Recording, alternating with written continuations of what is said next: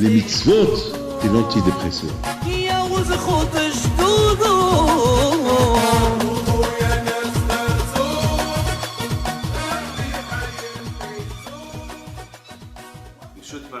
Avec la permission d'Hachem, je voudrais tout d'abord vous souhaiter Hag Sameach, une bonne fête de Pessah, et que Akadosh Baruch Hu vous donne Baracha Vatzlacha, Be'ut Haguf, Parnassa Tova, Kenratson, et Be'ez Hachem que l'année prochaine, on sera à Yerushalayim, à Benouya Be'ez Hachem.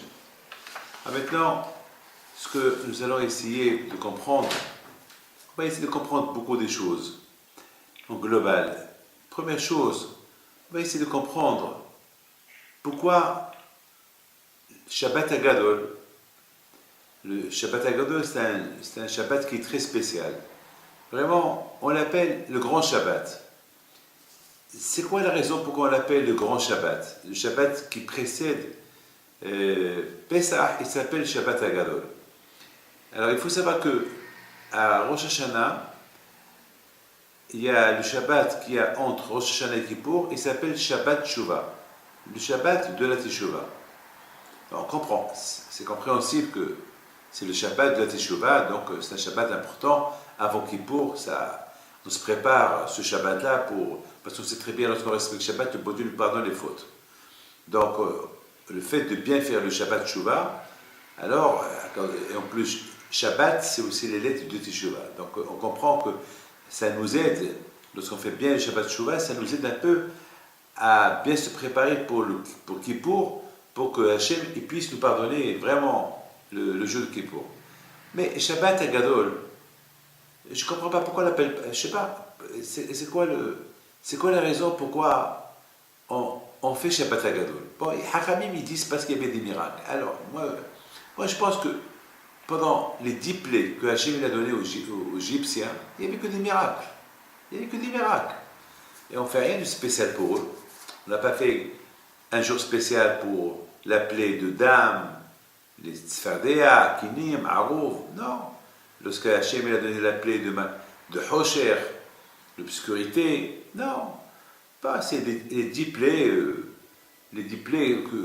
qu'on compte, pas plus. Mais ce que je ne comprends pas, pourquoi alors, Hachamim ils disent que le Shabbat Hagadol, les Juifs, ils ont préparé, Hachem leur a dit de préparer l'agneau pour le sacrifier la veille de Pessah.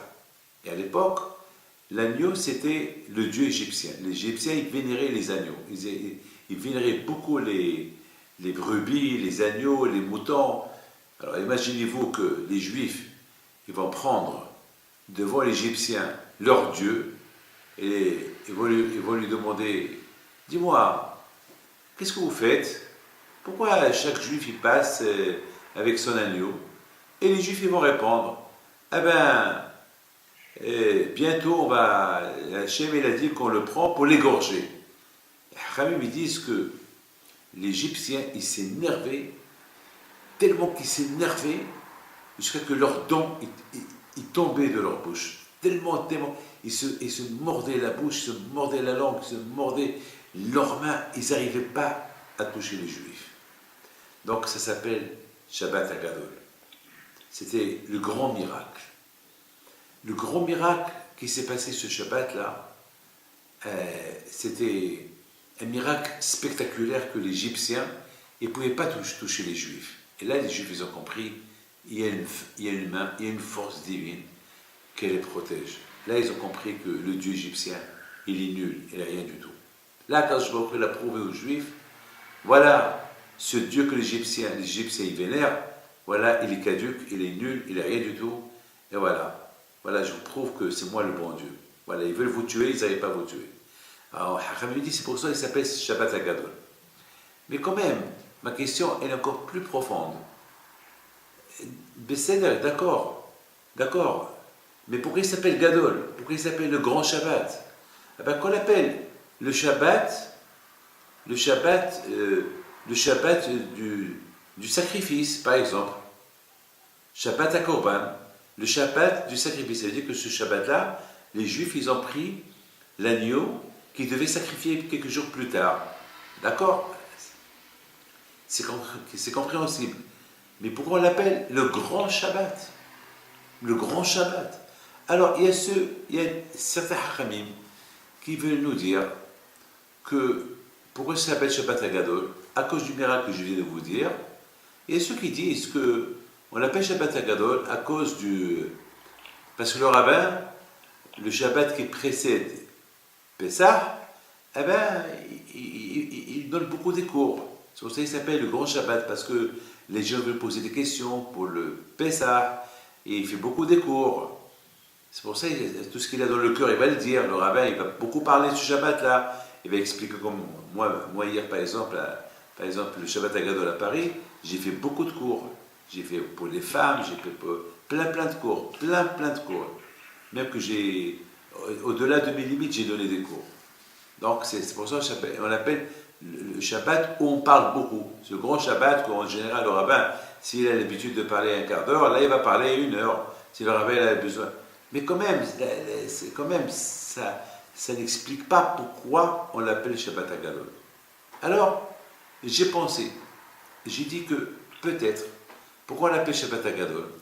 Parce que ce Shabbat-là, il s'est passé quelque chose de spectaculaire. Laquelle? Et imaginez-vous, il y avait quelques millions de juifs en Égypte. Et chaque juif, il se baladait avec un agneau, Shabbat. Et l'Égyptien, il va le voir, il va lui poser la question.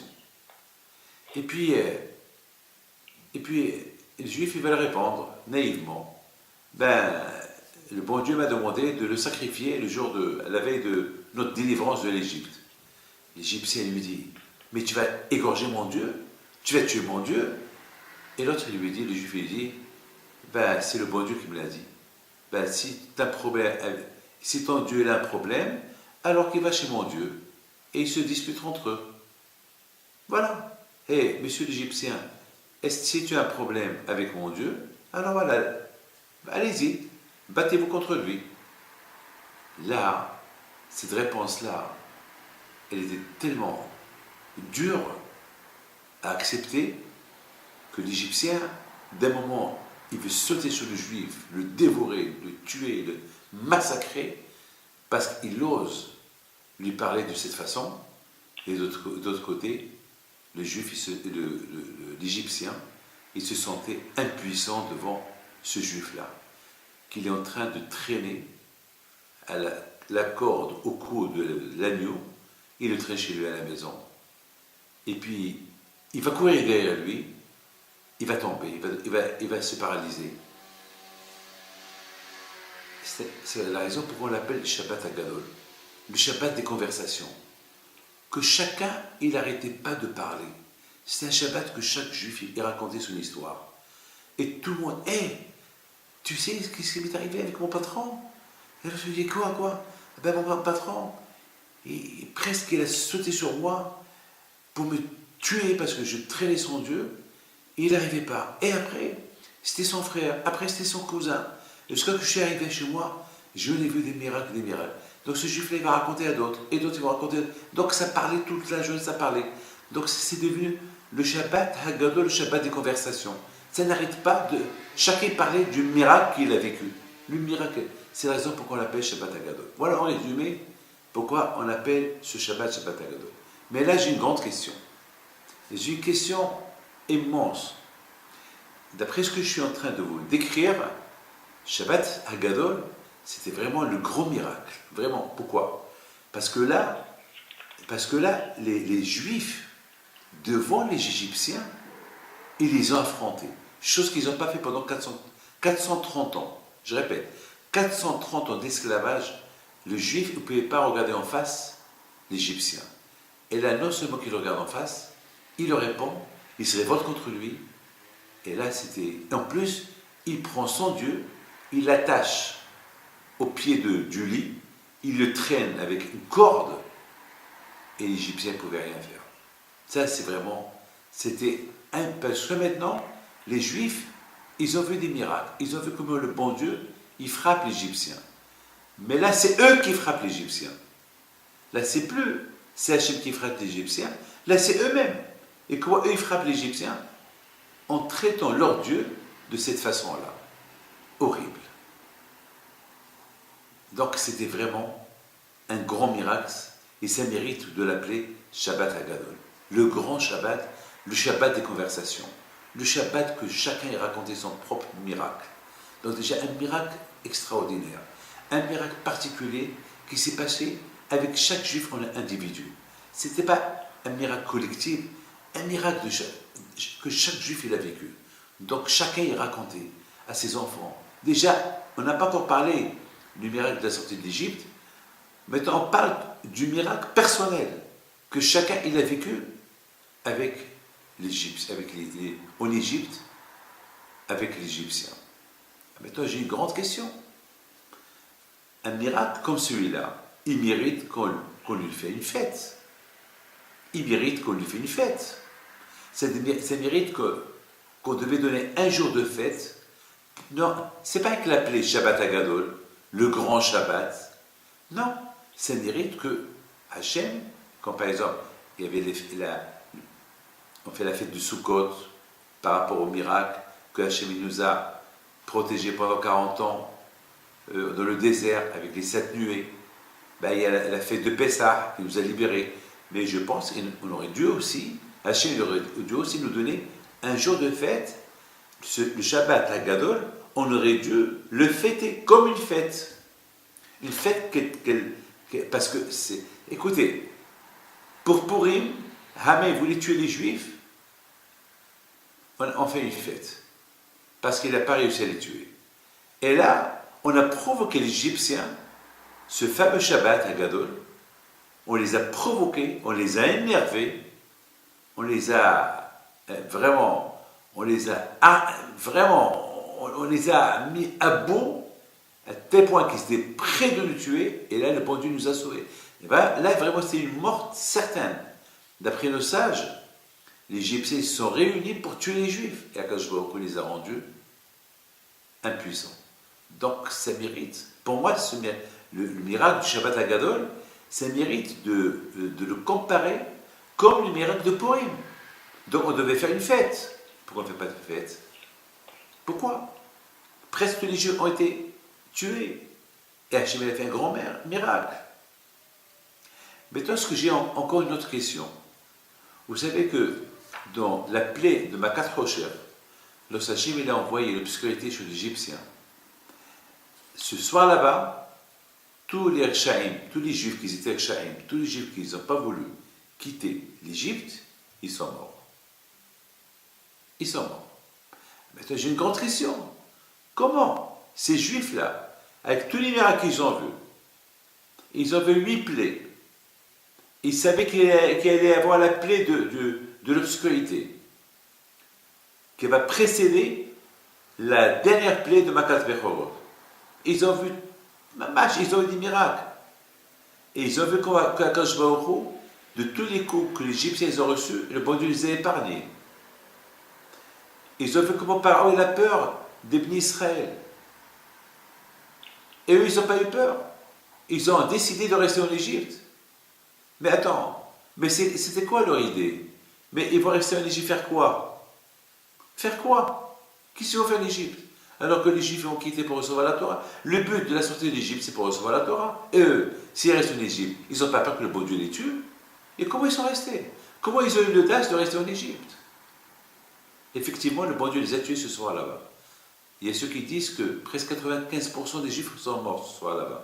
Il y a ceux qui disent qu'une grande partie des Juifs sont morts. Mais, entre Al-Kopanim, il faut savoir une chose, que Akadosh Baruch Hu, il les a punis. Moi, je ne comprends pas comment ces Juifs-là, ils ont, avec tout ce qu'ils ont vu, ils veulent rester en Égypte. Mais ils ne sont pas les Égyptiens qui vont se venger d'eux. Mais comment? Je ne comprends pas. Attends, avec tous les miracles qu'ils ont vus, ils veulent rester encore en Égypte. Alors, il faut savoir une chose, mon cher ami. Il y a nos sages qui disent que parmi les Juifs qui n'ont pas quitté l'Égypte, c'est Datan va Abiram. Datan va Abiram, ils n'ont pas quitté l'Égypte. Ils sont restés en Égypte. Et le bon Dieu ne les a pas tués la nuit, la nuit de la plaie de l'obscurité. Il ne les a pas tués, le bon Dieu. Il les a laissés vivants. Mais Datan et Abiram, lorsqu'ils ont vu que Paro, il a couru derrière les Juifs pour les rapatrier, et Datan et Abiram, ils ont vu le miracle que Hachem il a fait avec les Juifs dans le désert, qui les a protégés avec le feu et la nuée.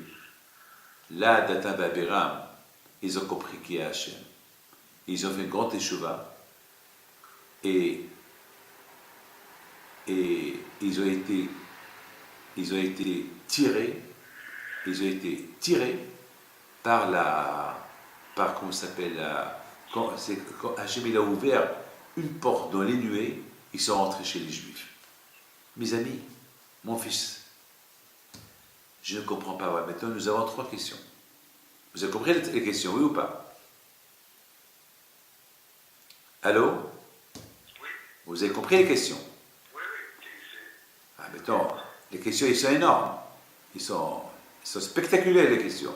Pourquoi on ne fête pas la fête de Shabbat HaGadol? Oui ou pas?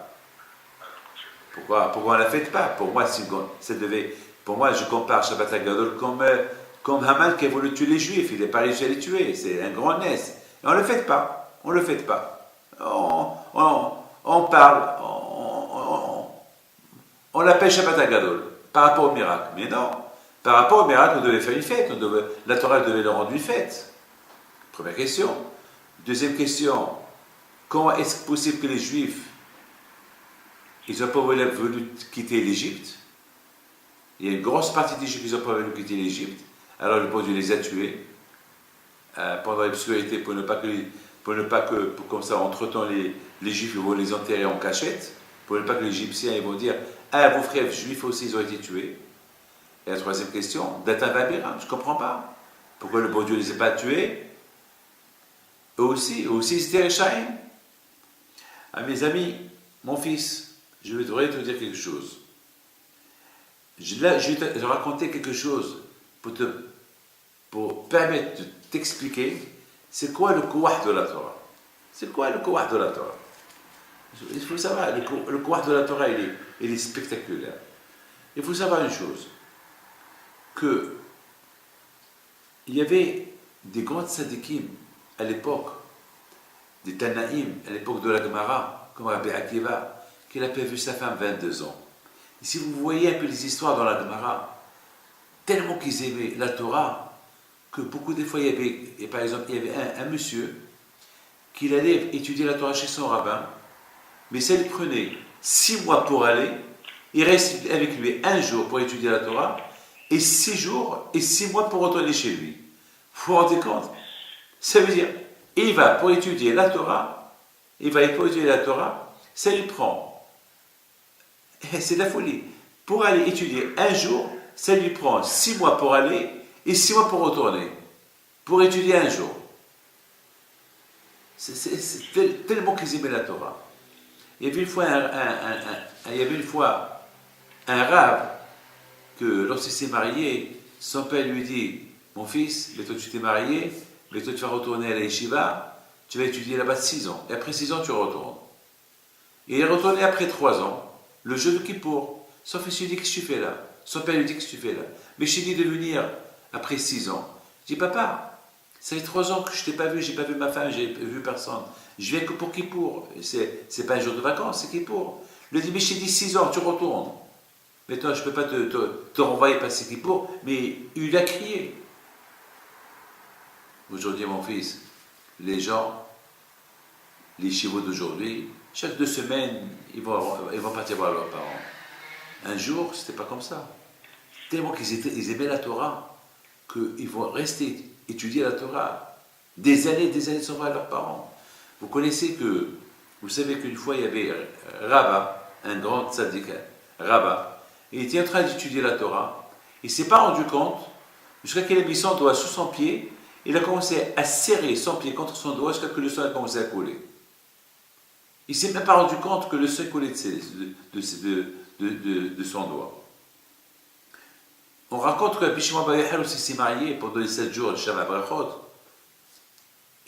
Son ami, Rabbi Haina ben Hakinai, lui a dit « Bon, Rabbi Shimon, moi je vais partir à la yeshiva. » Il a dit « Attends-moi 2 jours, on va ensemble. Avec 2 jours. C'est Michel Abrachot. Il dit non, je ne peux pas t'attendre.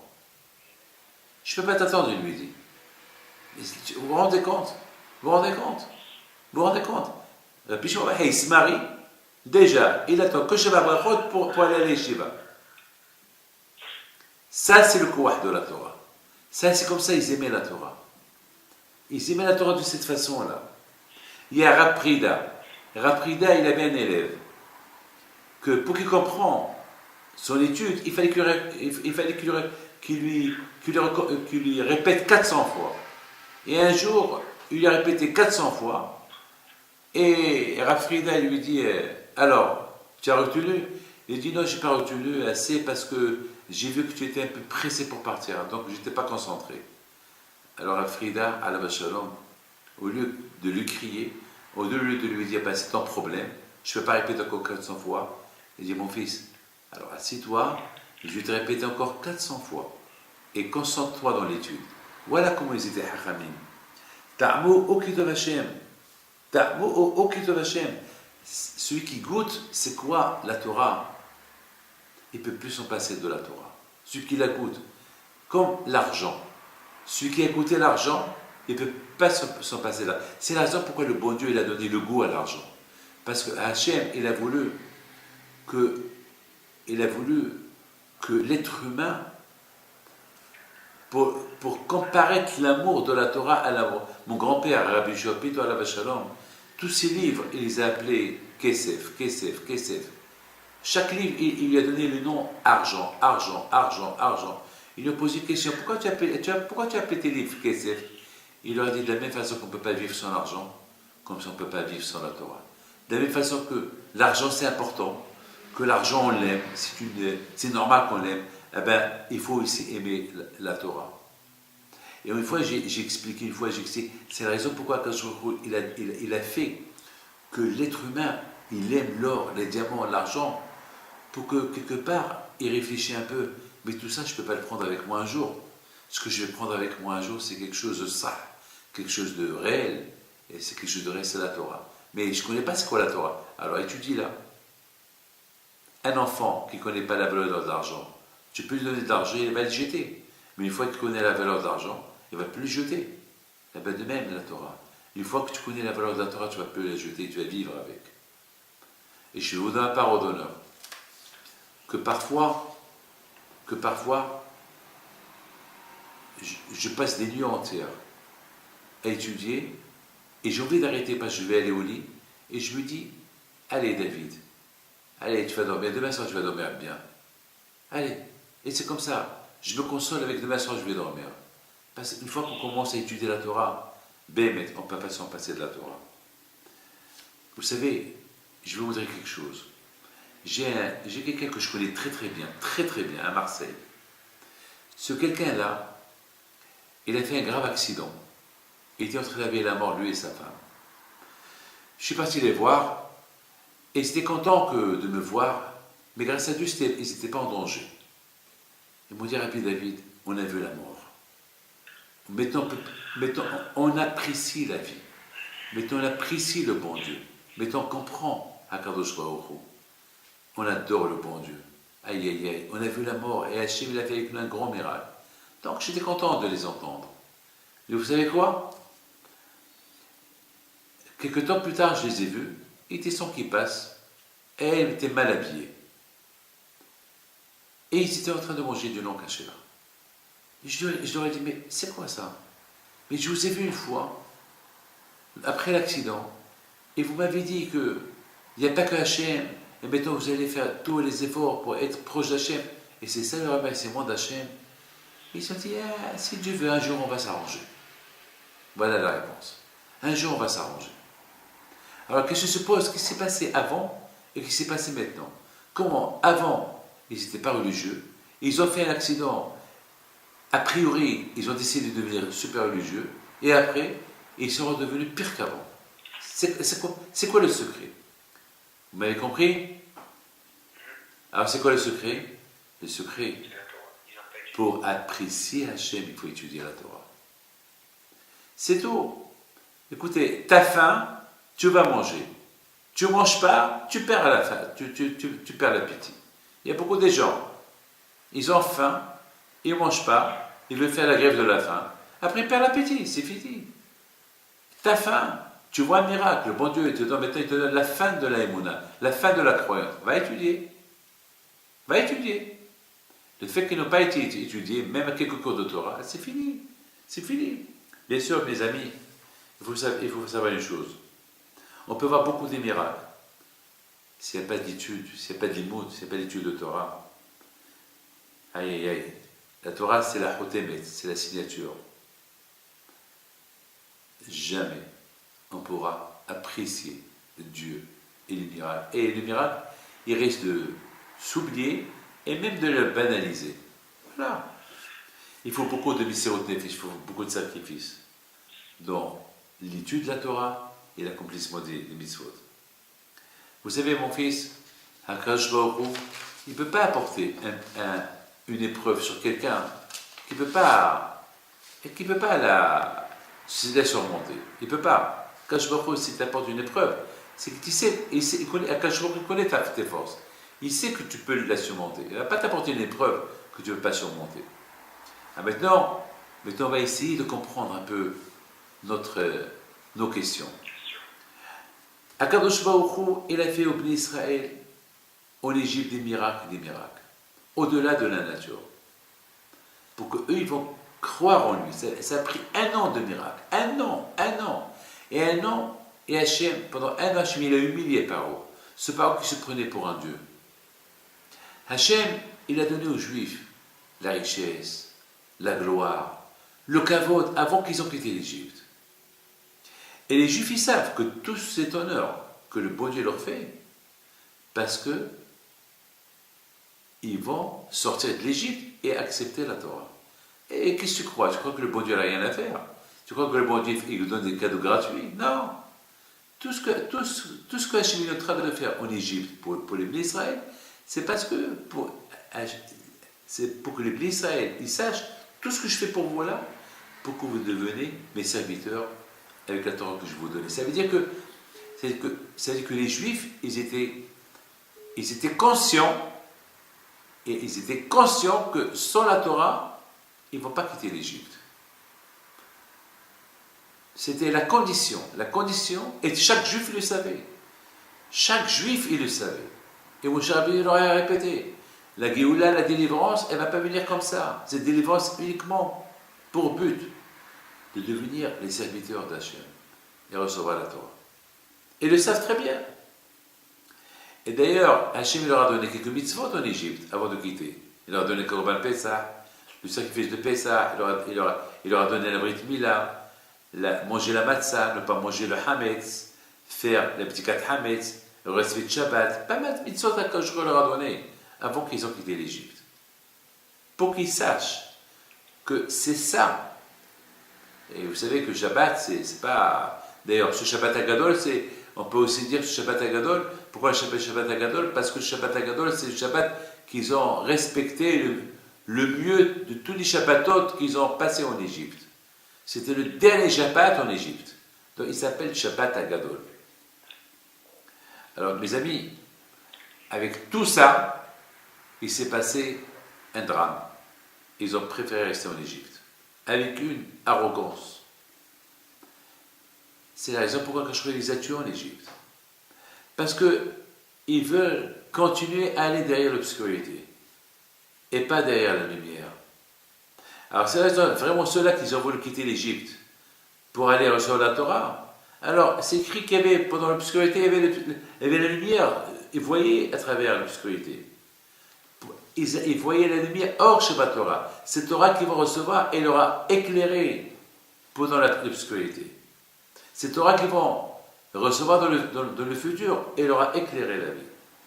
Mes amis, avec tous les miracles que les Juifs ils ont vus, avec tous les miracles qu'ils ont vus, aïe aïe aïe, il manquait une chose, la Torah. La Torah. Maintenant, il faut comprendre que il faut comprendre que ce fameux Shabbat Agadol, ils étaient encore, ils n'ont pas encore fait la Brit Mila. Parce qu'ils ont fait la Brit Mila à la veille de la sortie de l'Égypte. Ils ont fait la Brit Mila. Donc ce Shabbat-là, ils n'avaient pas fait encore la Brit Mila. Donc quelque part, ils ne pouvaient pas encore comprendre le miracle qu'ils ont vécu, ce Shabbat là-bas. Ils ne pouvaient pas le comprendre. C'est vrai, ils ont vu des miracles. Mais je m'excuse de vous dire, imaginez-vous que vous êtes en plein jour et vous fermez les yeux.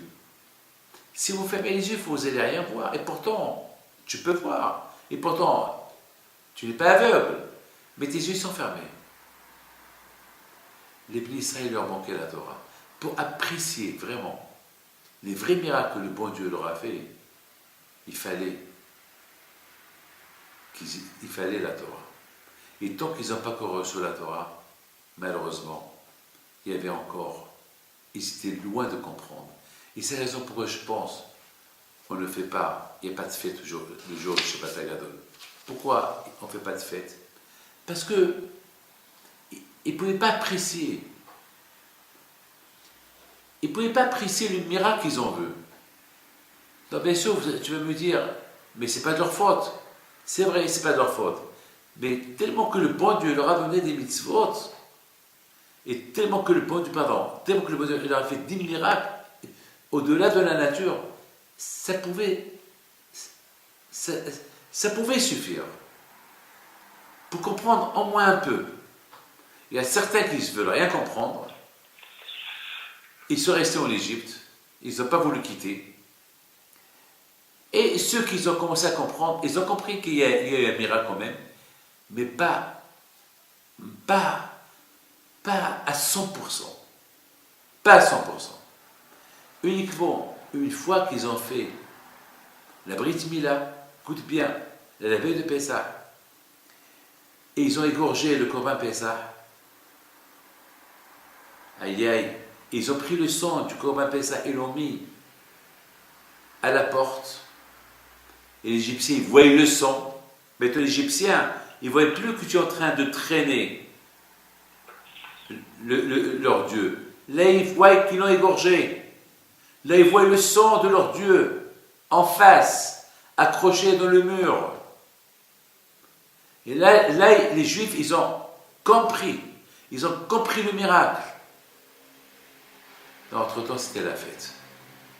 Ils ont commencé à griller le veau, l'agneau. Et vous vous rendez compte? Lorsque tu grilles l'agneau, il y a une forte odeur. L'odeur de la fumée est très forte. Les Égyptiens qui sentent cette odeur, ils ne peuvent rien faire. Voilà mes amis, voilà la fête de Corban Pessah. C'est pour ça qu'il s'appelle Shabbat Hagadol. À la mémoire du grand miracle que Akadosh Baruch Hu leur a fait, sans qu'eux ils ont compris la signification de ce miracle-là. Parce qu'il n'y avait pas la Torah pour qu'ils comprennent ce miracle-là. Et c'est la raison pourquoi nous aussi on ne le fait pas. Mais lorsqu'ils ont compris la grandeur du miracle que Hachem leur a fait Shabbat Hagadol, quand est-ce qu'ils ont compris? Au moment qu'ils l'ont sacrifié, au moment qu'ils ont égorgé l'agneau, au moment qu'ils ont commencé à le griller, au moment que la fumée a commencé à aller partout, là ils ont compris le miracle que Hachem a fait avec eux. C'est la raison pourquoi Shabbat Hagadol, on ne rappelle que le miracle, mais on ne fait pas de fête. Parce qu'il manquait la Torah. Il manquait, parce qu'il n'y a que la Torah qui te fait comprendre le miracle. Je donne la parole d'honneur. Regardez, avec tous les miracles que les goïms y voient, qu'est-ce qu'ils disent? Eh bien, ils disent, hein? Ouais, ils disent, c'est un hasard. Voilà comment ils disent, un hasard. Ouais, il y a un qui est tombé de l'avion.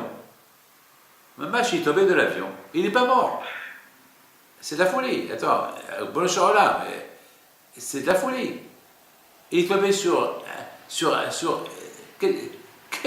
quel hasard? Il est tombé sur 1000 mètres. Il est tombé dans un champ, sur la paille que les agriculteurs ils étaient en train de ramasser pour le garder pour l'hiver. Sur la paille. et qui se disent, ah, quelle coïncidence. Quelle coïncidence. Il y a un juif, il y a deux juifs, deux frères, qui m'ont donné 18 000 $ chacun. Et au départ, c'était quelqu'un, il a appelé M. Gopas, et M. Gopas, il y va, et un des frères, il dit, voilà, je veux donner un don pour Rabbi David. Et son frère, le frère de... Il lui dit, attends, il n'y a que toi seul qui donne, et moi je ne donne pas. Ah ben, si tu veux toi aussi donner, tu donnes. C'était la veille de Pessah. Alors les deux, ils ont donné 18. Ça fait 18 Sehaï. Alors, de là-bas, on m'a appelé. Voilà, Rabbi David, tel et tel, il t'a donné 18. Et son frère aussi, il a ajouté 18. Tu leur fais le bracha. Et j'ai fait le bracha et je leur ai dit, bon, au tzedaka, tatsimamabet. La tzedaka, elle protège de la mort. Je lui ai dit, Haï, c'est... Et merci beaucoup. Un quart d'heure plus tard, ils ont pris l'hélicoptère. L'hélicoptère, il a percuté un fil électrique. Il est tombé de 700 mètres. Le pilote et le copilote sont morts sur le coup. Et les deux frères sont restés vivants. C'était dans tous les journaux. C'était dans tous les journaux. Je ne peux pas vous dire dans quel pays. Hein? Voilà. Ça, c'est un miracle. Mais qu'est-ce que les gens ils ont dit? Ben, ils ont eu de la chance qu'ils ne sont pas morts. Mes amis, mon fils, mais toi tu comprends très bien, nous, on fait de cette fête de Pessah une fête spectaculaire. Parce que maintenant, nous, qu'on a la Torah, et on a compris que tous ces miracles que le bon Dieu fait avec nous, c'est uniquement par rapport à la Torah. Et avec la Torah, on comprend mieux les miracles qu'Hachem a fait avec nous.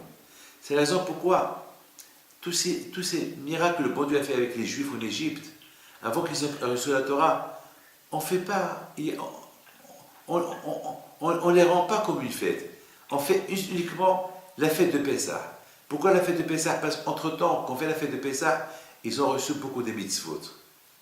Maintenant, et le fait qu'ils ont reçu beaucoup de ces mitzvot-là, ils ont éclairé aux Juifs ce qu'ils attendent avec le bon Dieu. À tel point qu'ils étaient prêts à suivre Moshe Rabbeinu dans le désert en respectant les mitzvot. Vous savez maintenant que le grand miracle qui est arrivé avec eux, le jour de Shabbat Agadol, ils n'ont pas compris. C'est vrai, ils ont compris qu'ils ont vu que les Égyptiens s'énervaient. Ils ont dit, ben c'est normal. Ils n'ont pas compris dans quel danger ils étaient. Mais quand est-ce qu'ils ont compris le danger où ils étaient vraiment? Et après, ils ont commencé à apprécier le bon Dieu. Lorsqu'ils ont fait la Brit Mila, et ils ont égorgé le sacrifice de Pessah. Ils ont mis le sang dans Alors là, c'est encore 10 fois plus. Là, le miracle est 10 fois plus. Là, ils ont compris. Là, ils ont compris d'où le bon Dieu, il les a épargnés. Mon fils, il faut savoir une chose. Dès qu'ils ont fait le sacrifice de Pessah, ils ont fait le Brit Mila, et la nuit, elle est venue, aïe aïe aïe, jusqu'à maintenant on fête cette fête. Combien l'homme il doit comprendre, combien il perd lorsqu'il y a le manque de Torah. Dommage combien de choses il peut perdre. Maintenant, on essaie de comprendre ces gens-là qui sont morts pendant l'obscurité, comment ils n'ont pas compris, comment ils savent que le bon Dieu, il y avait tout ça que pour qu'ils quittent l'Égypte pour recevoir la Torah et ils veulent rester en Égypte. Eh bien, parce qu'ils n'ont pas trop cherché eux aussi. Ils n'ont pas compris, même que c'est dur pour eux. Vous savez, regardez, un bébé. Un bébé, tu lui donnes un médicament, il ne veut pas le boire. Parfois, il y a des enfants qui ne veulent pas manger. Qu'est-ce qu'on fait? On les force. Par exemple, moi, David Pinto, je n'ai pas l'appétit de manger. Et je n'ai pas l'appétit de boire. Qu'est-ce que je fais? Je me force. Je me force. Parce que si je ne bois pas, je ne mange pas, c'est dangereux pour moi.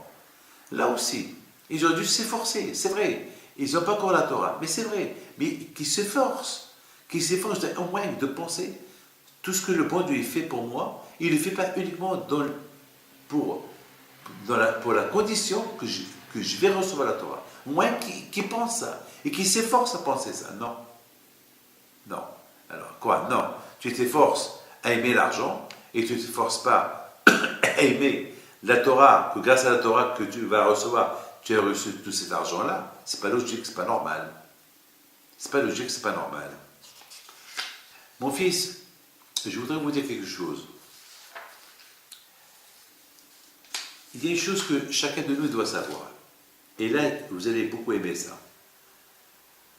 Pourquoi on met du sang? Pourquoi le bon Dieu a dit aux Juifs de mettre le sang à la porte de la Mezouza, la veille de Pessah?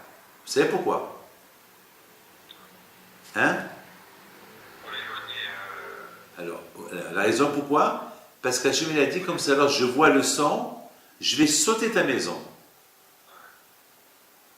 Lorsque le bon Dieu il va sortir en Égypte pour tuer les premiers-nés, il va voir ta maison, il va voir que tu as sacrifié le sacrifice de Pessah, il va savoir que tu as fait la Brit Mila, il va savoir que tu n'as pas quitté la maison, tu es à la maison, et que au moment voulu, tu vas quitter l'Égypte pour aller recevoir la Torah, alors il va sauter ta maison. Oui ou pas? D'accord. Maintenant, je te pose une question. Est-ce qu'Hachem a besoin qu'on met le sang? Pourquoi quand je ne sais pas que je m'appelle David Pinto? Pourquoi quand je ne sais pas que je m'appelle David Pinto? Pourquoi Hachem, il faut que je montre à Hachem, voilà, je suis juif, voilà, j'ai fait la Brit Mila, voilà, j'ai fait le sacrifice de Pessah. Mais Akash Baruch Hu, il sait. Mais Akash Baruch Hu, il sait. Mais il n'a pas besoin d'Akash Baruch Hu que je fais sucer. Parce qu'Akash Baruch Hu, il a dit, c'est écrit dans la Torah, que Hachem a dit aux Juifs, lorsque je vais voir le sang, je saurai que vous êtes là, et je sauterai à votre maison. Mais Hachem, il n'a pas besoin. Hachem, il n'a pas besoin. Akash Baruch Hu, il sait. Vous savez, qu'est-ce que j'ai pensé? Hein? Maintenant, il y a autre chose. Est-ce qu'Hachem a besoin de sauter à la maison? Pourquoi le bon Dieu n'a pas tué l'Égyptien de là-haut? Pourquoi il faut qu'il descende en bas? Et il va sauter. Pourquoi ça s'appelle Pessah? Pessah, c'est du verbe sauter. Pessah, Pessah, sauter, saute. C'est pourquoi, hein? Ouais, passe over, voilà, sauter, voilà, tu passes. Et quand je vois qu'il a besoin de passer, quand je vois qu'il n'a pas. Moi, David Pinto, oui, ça, on peut dire sur moi, je vais passer, je vais sauter. Mais quand je vois ça ne marche pas avec le bon Dieu, c'est ce verbe-là. Pourquoi? Mes amis, Akadosh Baruch Hu, il veut qu'on apprend. Aïe aïe aïe, souffrir. Akadosh Baruch Hu, il veut qu'on sache que lui, il nous voit. Et il sait tout. Akadosh Baruch Hu, il sait où tu habites. Mais est-ce que toi tu sais que Hachem il sait? C'est ça le problème. Nous on dit oui, Hachem il sait tout. Très bien. Mais réfléchis un peu. Si toi tu penses que Hachem il sait tout, pourquoi tu fautes? Pourquoi tu fautes en cachette? Toi qui dis que le bon Dieu voit tout, alors pourquoi tu fais tes fautes en cachette? Celui qui dit que Hachem il sait tout et que Hachem il voit lorsque je faute, alors il faut que j'ai honte de fauter. Lorsque Hachem il a dit, et je vais, là où je vois, il y a du sang, je vais sauter. C'est quoi? Là où je vois, il y a du sang, je vais sauter. Là où je vois que les gens, ils me craignent, ils me respectent. Ils savent que je vais les voir. Ils savent que je vais sauter leur maison.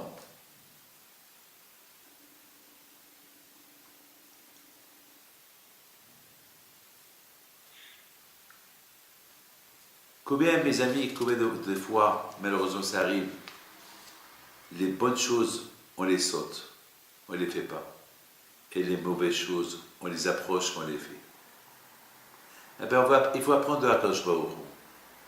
Quand je pourrais la sauter, ceux qui ont fait le sacrifice, et il n'a pas sauté ceux qui n'ont pas fait le sacrifice.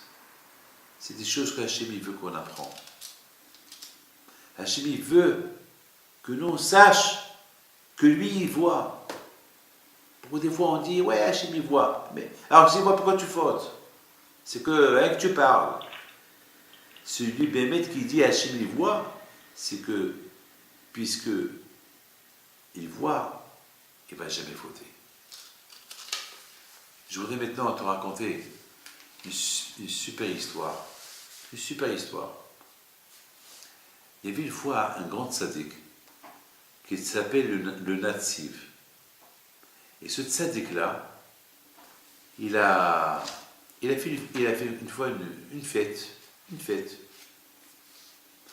Et lorsqu'il a fait la fête, il a invité beaucoup de monde à venir à la fête. Il s'appelle Rabbi Naftali Tzvi Yehuda Berlin. Il a écrit beaucoup de livres. Amek She'ela, il a fait pas mal de livres. Alors tous les haramim qui étaient là, ils étaient un peu curieux pour savoir pourquoi il les a invités. Il leur a dit, écoutez mes enfants, je vous ai invités aujourd'hui, parce que lorsque j'étais jeune, je ne voulais pas étudier. Et je ne voulais pas étudier, jusqu'à qu'un jour, j'ai entendu papa et maman qui parlaient. Et papa qui dit à maman, toute ma vie j'ai pensé que Naftali, il va grandir, il va être un Talmid Chacham. Mais malheureusement, il n'étudie pas. Peut-être un jour il va être un Baal Habayit, il va être un ouvrier, il va être un cordonnier, je ne sais pas quoi. Mais Talmid Chacham, jamais il sera. Alors, le Natsif, il raconte, lorsque j'ai entendu ça, j'ai eu de la peine, que papa il a eu de la peine pour moi. Alors j'ai décidé qu'à partir de maintenant, je commence à étudier. Et je suis parti chez papa et maman. Papa, maman, je vous donne la parole d'honneur. À partir de maintenant, je vais faire un effort, je vais étudier. Et je vais être rabbin, vous allez voir. Et le Natsif, il continue à raconter, il dit, Baruch Hashem, le bon Dieu m'a aidé, j'ai réussi. Et je suis devenu ce que je suis aujourd'hui. Alors pourquoi j'ai fait cette fête? C'est parce que si je n'ai pas pris cette décision d'être ce que je suis aujourd'hui, peut-être j'aurais été un tailleur, un cordonnier, peut-être quelqu'un qui distribue l'eau dans les maisons. Peut-être j'aurais été un bon juif qui fait Shabbat. Mais je n'aurais pas été ce que je suis aujourd'hui. Alors, après 120 ans, je vais arriver là-haut et on va me poser une question. Hé, Naftali, tu as étudié la Torah pendant que tu étais vivant? Il va dire oui, j'ai prié, j'ai étudié. Bon, j'étais cordonnier, j'étais tailleur, et c'était dur la parnassa. Bon, toute la journée je travaillais, mais le soir j'allais étudier. Alors quand je vais au Hu, il va m'appeler, Naftali. Il y a un livre qui s'appelle Amek She'ela. Il y a un livre qui s'appelle Mohamed Sadeh. Il y a un livre qui s'appelle Amek Davar. Ces livres-là, c'est toi qui devais les écrire. Pourquoi tu ne les as pas fait? Oh, Léota Boucha, quelle honte. Alors, il dit le Natsif, ah, que je suis content aujourd'hui, que Baruch Hashem, j'ai pris la décision d'aller étudier. Parce que j'ai compris que je peux réussir. Et cette décision que j'ai prise, c'est ça qui m'a élevé pour être aujourd'hui ce que je suis aujourd'hui. C'est pas la raison pourquoi je fais une fête. Mes amis, c'est ce qu'on appelle la Torah. La Torah, personne ne sait ce qui peut être un jour. Personne. Personne ne sait. D'ailleurs, moi-même, j'étais commerçant. Moi-même, j'ai étudié à la Yeshiva. Après 20 ans d'études, je voulais devenir commerçant. J'ai commencé à faire les marchés, j'ai commencé à travailler un peu, je voulais travailler, je ne voulais pas être rabbin. Mais j'ai vu que ce n'était pas mon truc. Je n'étais pas fait pour ça. J'étais fait pour autre chose. Et je vous donne la parole d'honneur, j'avais beaucoup de Sahara. Beaucoup de Sahara. Dans les voitures, je voulais des belles voitures. Et je voulais vivre comme tout le monde. Et je voulais être un bon juif, petit-fils de Rabbi Haim Pito, mais être un simple juif qui travaille, qui gagne de l'argent et qui l'étudie. Mais j'étais tiraillé, j'avais deux forces. Une force qui me dit, David, c'est pas pour toi la Torah. Tu peux être un bon juif, pas plus. Tu peux étudier de temps en temps, pas plus. Couvre-toi la tête et travaille. Il y a une autre force qui me dit, David, tu perds ton temps. Tu es fait pour aider les autres. Tu es fait pour étudier la Torah. Tu es fait pour transmettre la Torah. Soit que j'ai pris des décisions graves. Graves. Et bon, Hachem, grâce à Dieu, Akadosh Baruch Hu, il m'a aidé aujourd'hui d'être ce que je suis. Je ne suis pas Rabbi Pinto, mais bon, Hachem, je fais ce que je fais. Je fais ce que je peux. J'ai fait beaucoup de sacrifices. Mes amis, chacun de nous, il passe des moments durs dans sa vie. Ces Juifs en Égypte, écoutez bien, ils savaient, avec le fait de savoir qu'il y a la Torah qu'ils vont recevoir, ça devait les aider à ne pas rester en Égypte, à dire il faut quitter l'Égypte. Mais eux, ils n'ont pas voulu penser cette pensée-là. Ils ont préféré penser de rester en Égypte, là le bon Dieu les a punis. Le grand miracle que les Juifs ils ont vu à Shabbat HaGadol, le miracle était énorme, était monstre le miracle. Mais malheureusement, ils n'ont pas compris. Parce qu'ils n'avaient pas... C'est vrai, le fait qu'ils l'ont fait, c'est qu'ils croyaient en Dieu. Et le fait qu'ils l'ont fait, c'est qu'ils savaient qu'un jour, ils vont être libérés pour aller recevoir la Torah. Mais ils n'ont pas compris le miracle. Parce que sans la Torah, on ne peut pas comprendre le miracle. Il n'y a que la Torah qui va te faire comprendre c'est quoi un miracle. Moi, chaque miracle que je vois, ben, je le lis et il est lié avec la Torah. Ce n'est pas une coïncidence. Il y a une ashgaha pratit, il y a une providence divine. Vous, la semaine dernière, vous m'avez donné un chèque. Eh bien, mon fils, ce chèque-là, je l'ai donné à un rave à Ashdod pour qu'il le distribue aux pauvres. Et les pauvres qui ont reçu cet argent-là, il fallait voir comment ils étaient contents. Ils ne s'attendaient même pas à recevoir ce chèque, cet argent-là. Pour eux, c'était Pessah.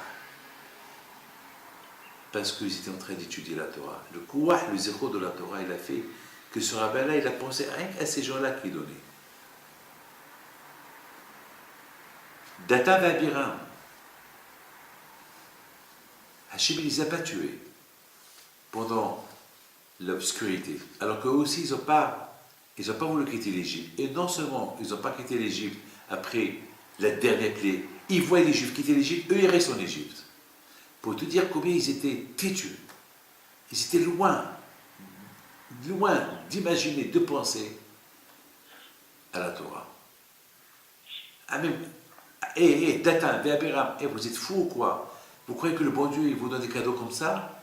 Mais le bon Dieu vous donne il vous a laissé en vie pour vous donner une chance, pour suivre vos frères, lorsque tout le monde a quitté l'Égypte. Eux, non, ils n'ont pas quitté l'Égypte. Mais ils se sont réveillés lorsqu'ils ont vu la fin de Pharaon et de toute son armée. Là, ils ont compris que sa place à eux, il n'est pas avec Pharaon et ses soldats. Là, ils ont compris que, une fois qu'ils ont compris comme ça, alors là, le bon Dieu les a épargnés. Et je termine. Et ici, la semaine dernière, il y a 2 semaines, il y avait les élections ici en France. Les élections municipales. Je ne peux pas vous dire quoi. Il y a quelqu'un qui est venu chez moi il y a quelque temps. Il voulait que je lui fasse une bracha pour qu'il devienne le maire d'une grande... Je ne peux pas vous dire quelle ville, je ne peux pas vous dire de qui je parle. Voilà, mais tu vas rigoler. Alors, je lui dis, si Dieu veut, que le bon Dieu t'aide. Alors, elle me dit, vous savez que j'ai promis de construire un mikvé à la communauté. Mais il faut que je suis élu. Alors je lui dis, avec l'aide de mon grand-père, plutôt, puisque tu as cette bonne idée-là de construire un mikvé, alors je te fais une bracha que tu vas être élu. Mais elle dit, mais j'ai vu une parole, j'ai vu une promesse, parce que je suis mal parti dans les sondages. J'ai beaucoup d'ennemis et je ne sais pas si... Moi, je lui dis, le zéro du mikvé va t'aider. Eh bien, elle est passée. Ah, maintenant, elle est venue me dire merci. D'accord? Ah, maintenant, elle vient, elle me dit merci, elle a annulé tous ses rendez-vous, elle m'a écrit une belle lettre. D'ailleurs, je vais vous envoyer la lettre. Demande à Martial à Martial qui t'envoie la lettre et qu'elle m'a écrit. Maintenant, elle m'a apporté un cadeau. Elle m'a dit, ouais, je vous ai apporté un petit cadeau. Alors, un cadeau que la mairie donne à tout le monde. Bah, c'est pas un cadeau spécial, c'est pas un cadeau. C'est un cadeau qu'il a été. Il me donne un livre de la mort de Kennedy et un autre livre qui parle de 60 ans du cinéma international. Qu'est-ce que je vais faire ça? J'ai commencé à rigoler. Est-ce que moi, Kennedy, que Dieu repose son âme en paix, ça fait 60 ans qu'il est mort, je ne sais pas, chacun dit comment il est mort, ça fait 50 ans, on ne connaît même pas la raison comment il est mort. Ils ont écrit plus de 100 livres sur sa mort, on ne connaît même pas la vérité. Qu'est-ce que je vais dire? Je vais lire une histoire de mensonge. Aucun ne sait la vérité. Alors, qu'est-ce que je vais lire? Je vais lire un livre je ne sais pas, qui s'est séparé ou séparé de plus. Et le cinéma, est-ce que moi je rentre au cinéma? Qu'est-ce que ça m'intéresse moi là? Qu'est-ce Ben, c'est ça. Magid Devarav Yaakov Hukav Mishpatav Israël. La Torah, c'est que pour Am Israël. Il ne peut pas comprendre. Voilà, elle avait un miracle, au lieu que. Elle avait un miracle, parce que vraiment, elle était mal partie. C'était pas possible qu'elle gagne. Je sais pas moi, elle aurait pu m'apporter la clé du mikvé, peut-être. Voilà, je vous ai promis, j'ai promis que la municipalité, quand je serai un mikvé, voilà les clés du mikvé, symboliques. Qu'est-ce qu'elle apporte des livres que je ne vais pas lire? Je sais pas. Mais elle est gentille, elle ne sait pas. C'est ça. Elle ne sait pas, la pauvre. C'est pas. Si elle sait, elle aurait fait plus que ça. Mais la Torah, il y a uniquement celui qui cherche la Torah, il trouve la Torah. La Torah, tu ne la trouves pas chez les non-juifs, tu la trouves chez les juifs. Mais si les juifs, ils s'éloignent de la Torah, alors c'est too bad, c'est très mauvais, très mal. Tu comprends? Alors je vous souhaite une bonne fête de Pessah, et que le bon Dieu vous protège, je vous donne bracha v'atzlacha, et si Dieu veut qu'on soit toujours ensemble, et à la venue de Mashiach Hamid.